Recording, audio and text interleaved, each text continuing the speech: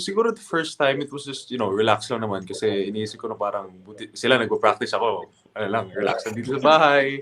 I can do Oo. whatever I want. I don't have to tire myself out. Pero, when I watched those games na parang they were having so much fun, nabalik yung parang mentality na I wanted to compete kasi syempre if you're a basketball player and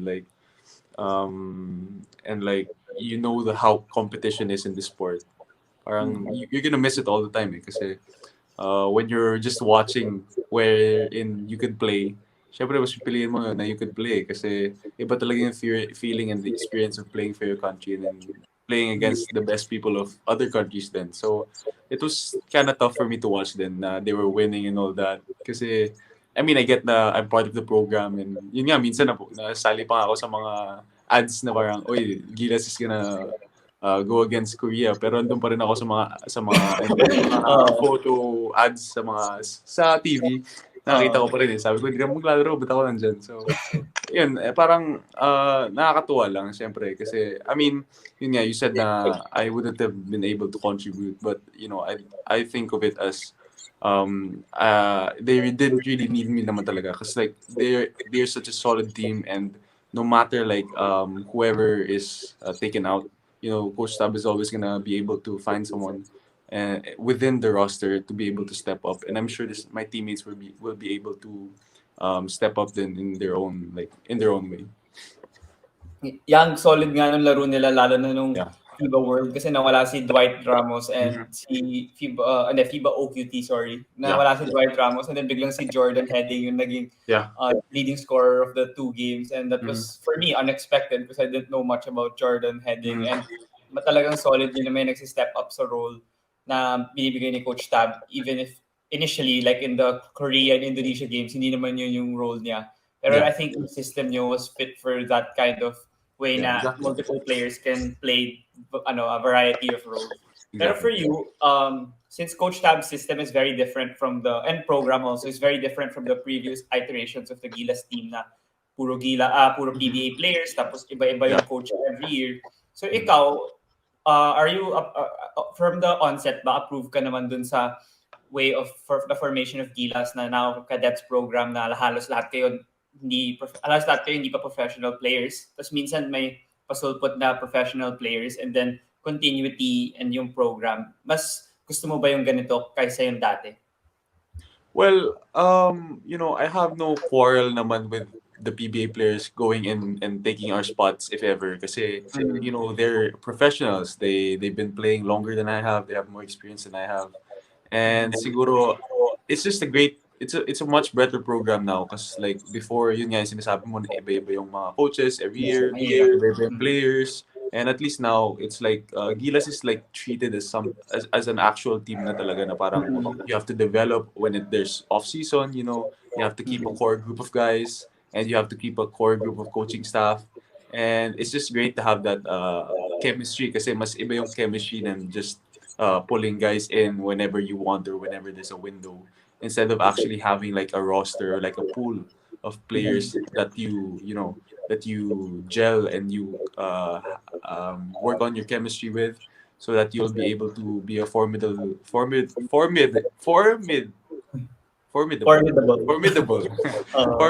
na kalaban sa mga ibang team kasi doon tayo like kulela tayo sa height, like sa skill, minsan kulela din tayo. Pero, it's hard to it's easier to go against skill and height when you're like one full unit talaga. Like you're all gelled in and you're all like on the same page, especially with the coaches and team. So I think it's a great idea talaga to just have a core group of guys and if there are new players that come under the radar of the coaches, we're always welcome to that naman. And we're always, gonna welcome the new players if ever they come into the core and the brotherhood that we were able to build.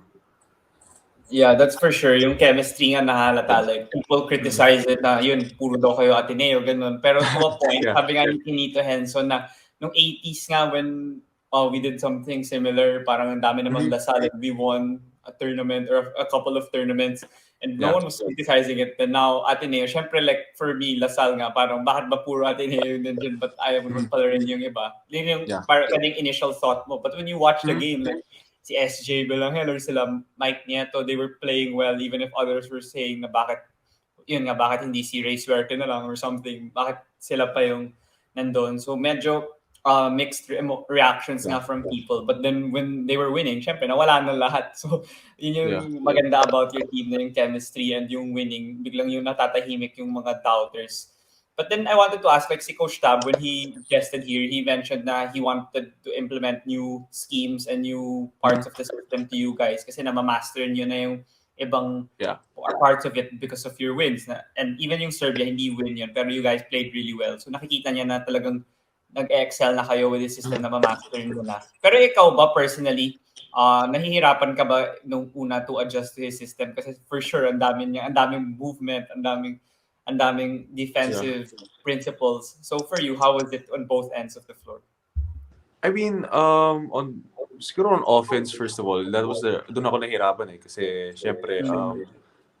I wasn't used to being off ball that much. Kasi in Mm. NU, it's always there. The play is always, it always has something to do with me. It's always, like mostly it's centered around me, the offense in the NU. Yeah.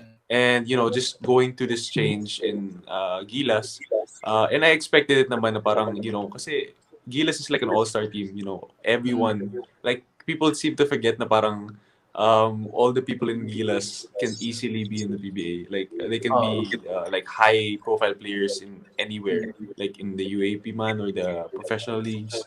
They seem to forget na parang yung mga bench players ng all-star team na Gilas are actually really, really good. Kasi you only get 15, 12 players out of how many players in the country, and there are so many leagues in the country, and then you can only play five at a time. So, syempre, you won't be able to play everyone, and even though everyone's great, there are syempre yung mga iba who are more familiar with the coaches style of coaching and this system. So that's why yung sabi mo nga na parang bakit sila parang nagtatanong yung mga tao bakit sila Mike Nieto ganun kinukuha kasi syempre if you were a coach given na parang this amount of time with this much restrictions during this COVID, Oh. 'di ba? Na parang syempre wouldn't you get someone who's familiar with your system na and you trust and you depend on na. So like yung mga tao kasi ganun, like that's when you know na parang some Parang of the casual.